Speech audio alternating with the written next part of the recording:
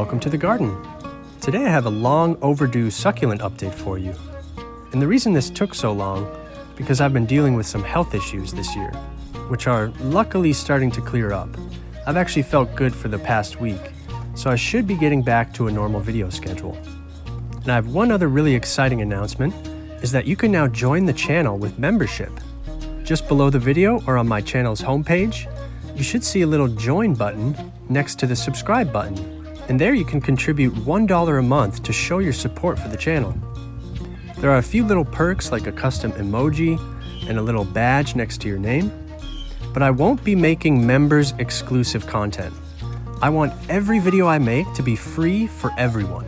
It's just a little way you can show your support if you appreciate my videos and my quiet moments, which are ad-free every Sunday. So now let's get straight into the succulents. And I'm going to do this in batches because we have so many plants. I just brought out a few of my favorites like snake plant, aloe, common jade. These three are incredibly hardy, super easy to grow, especially for beginners. So I absolutely recommend everyone grow at least one of these. Then we have this beautiful copper tone sedum. This thing is incredible. Right now it's fairly green, but it actually gets a beautiful copper or orange color, which is why I have it in this really cool orange pot. Just behind that we have our bear's paw, which is doing really well. You can see those leaves are nice and plump. They could even be maybe a little bit thicker. So I want to start increasing the amount of water this one gets. And down here we have a little Haworthia. Beautiful plant, really spiny looking. Kind of reminds me of aloe, but it's just a lot stiffer. And this one has that incredible white speckled pattern on really beautifully dark green leaves. And look at all these little pups down here. That is so cool. Now because they're so close to the mother plant, I don't want to break these off just yet.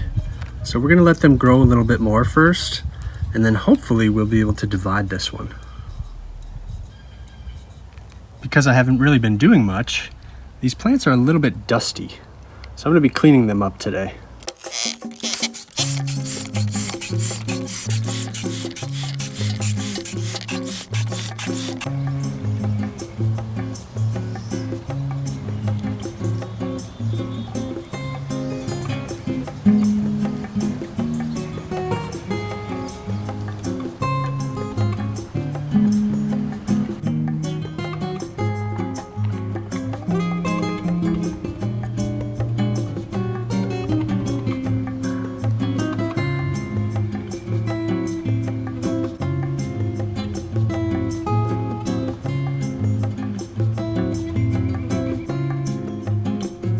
Here we have a nice lineup of our snake plants, and these three in the middle are brand new divisions off of this plant here. And out here in the front are the leaf cuttings, so you can see how much smaller they are. I really think it's a lot better to give your plants a lot of sun, let them send out new shoots, and then divide those shoots into their own containers. Here's the rest of our common jade. You can see the two big ones on the side are old. And these ones down here are either stem cuttings or, whoa! Whew, that was close. And this one was actually part of our 60 new succulents. And it's already a pretty decent size. I actually woke up this morning to this plant tumbling over and taking a few other plants with it. So I think that's a good sign that it's time to uppot. Look at how thick that stem is. It is so cool. And with this one, I've been experimenting with how small of a container I can grow it in. But I think it's time to uppot it and give it some more space. Because jade are so top heavy, I'm just going to tip this over and set it on its side so that we can remove it from its current pot. There we go. And I found a nice terracotta pot. This will add some extra weight to the base to hopefully anchor the plant so it doesn't tip over again. I could go up to a pot this size, but space indoors is precious. So I'm going to start with this one at first, and we'll move up to the larger one if we need to. We want to fill this just a little bit so that the current soil can sit on top. And if it's really root bound, you may want to tease these roots apart. I'm just going to do it very gently on this one. Trying not to sever any roots, or just loosening them up a little bit to help them spread. So that'll sit right about there, and we can backfill in with our succulent mix. And it is okay to bury a little bit of that stem, but generally we want the soil level to be right about where it was. As you can see that added perlite in there, that's the white bits. That'll just increase the drainage so that the soil dries out a little bit faster. And I'm gonna go ahead and water this in right away. This will just help to anchor it with a little extra weight, settle all that soil, and get it acclimated to its new container. Add that to its new basin, and stake it up for support. I'll probably need a few stakes, because this is a really top-heavy plant.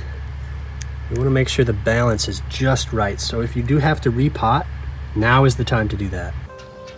Now we'll take a look at some of the stranger succulents we have. This is an aeonium, which has these beautiful canopies. It actually doesn't have any leaves lower down, and that's just how it grows.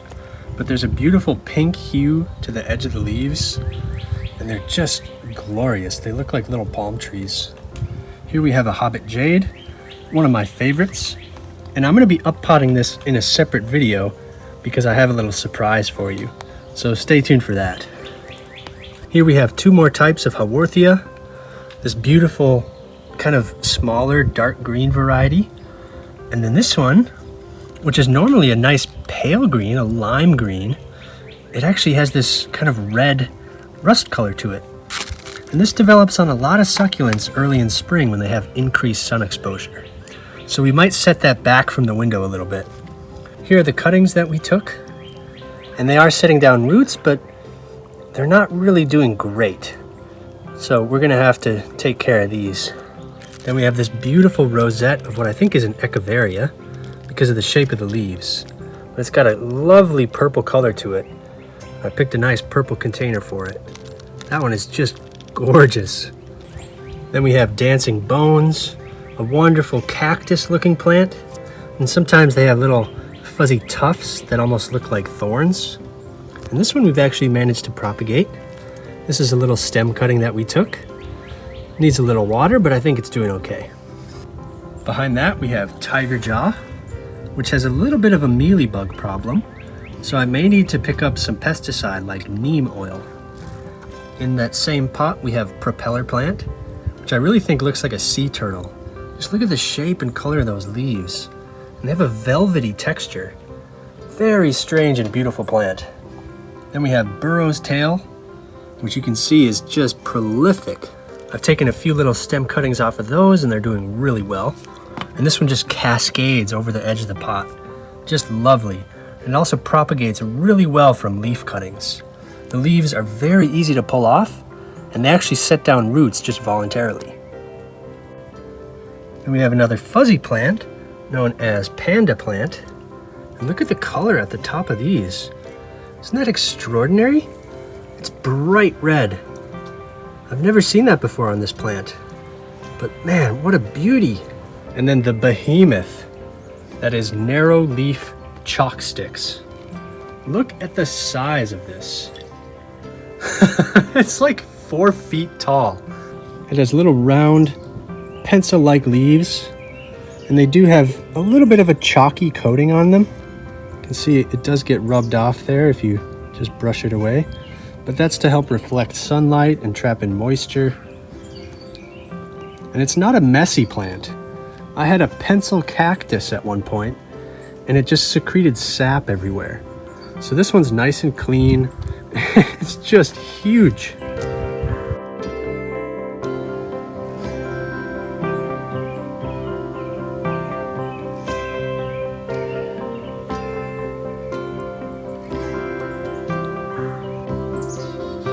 So this could probably use an up pot fairly soon. It's in the same size container as our panda plant.